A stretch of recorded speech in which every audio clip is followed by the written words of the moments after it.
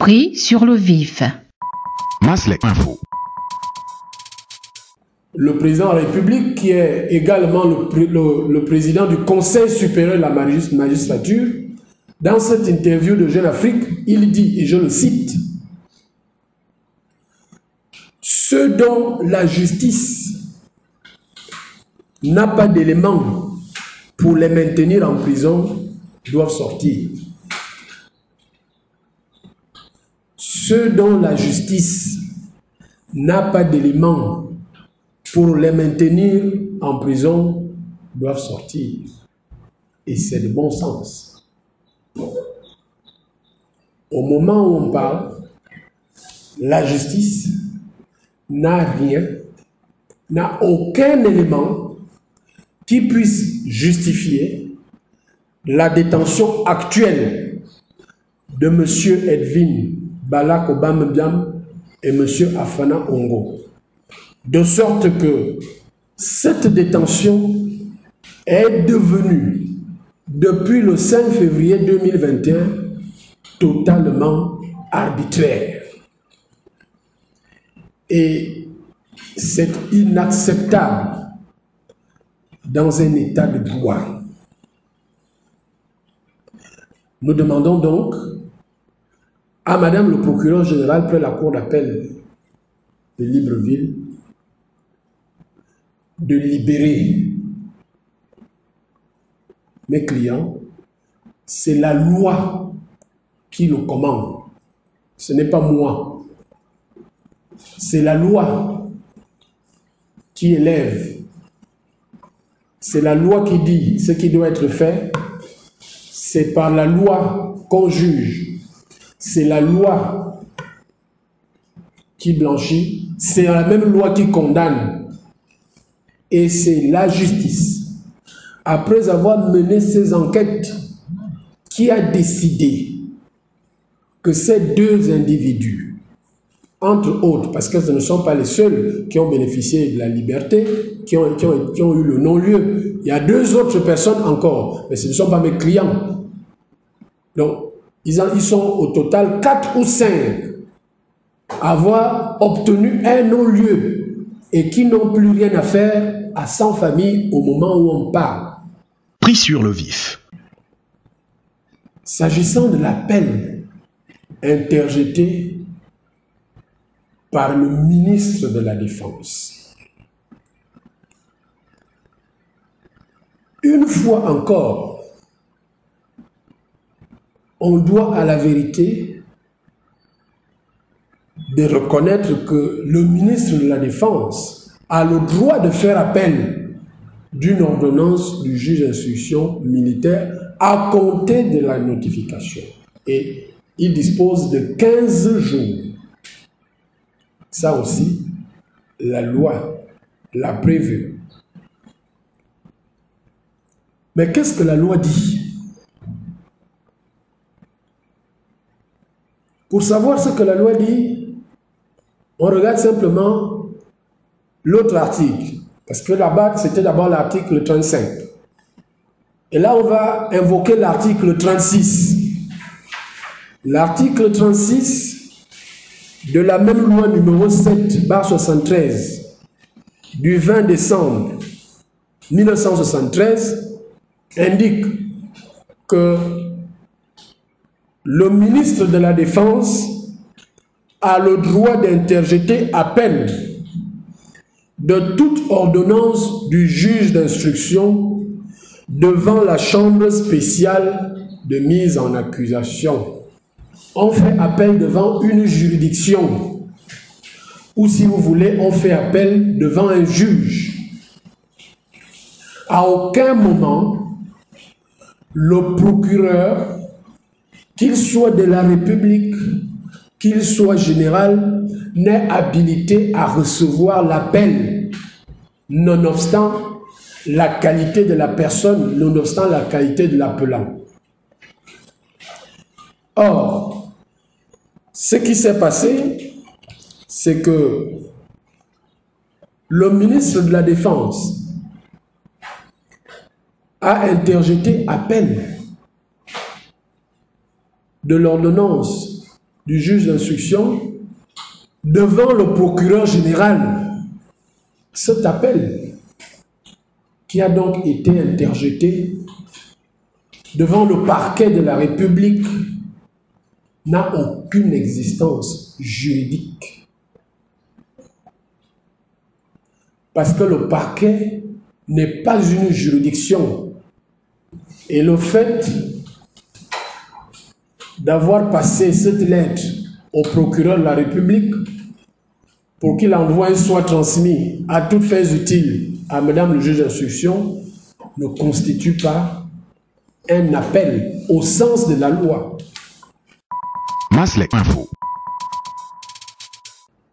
On est en train d'étrangler la liberté dans ce pays.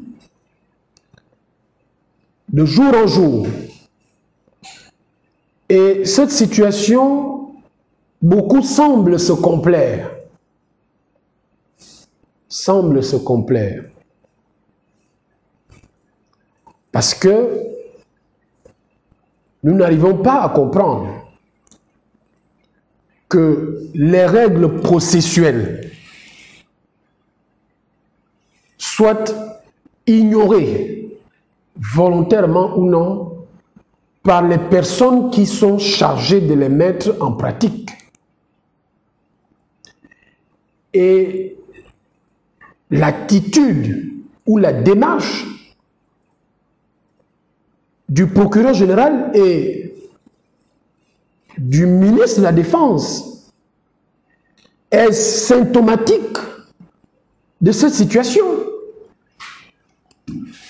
Comment pouvez-vous expliquer, parce que moi je n'arrive pas à m'expliquer, que le procureur général,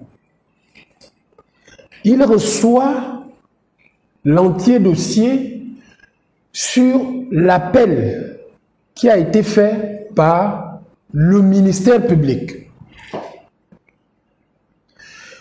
Lequel ministère public, donc lequel procureur de la République, qui sait pourtant qu'il doit donner la copie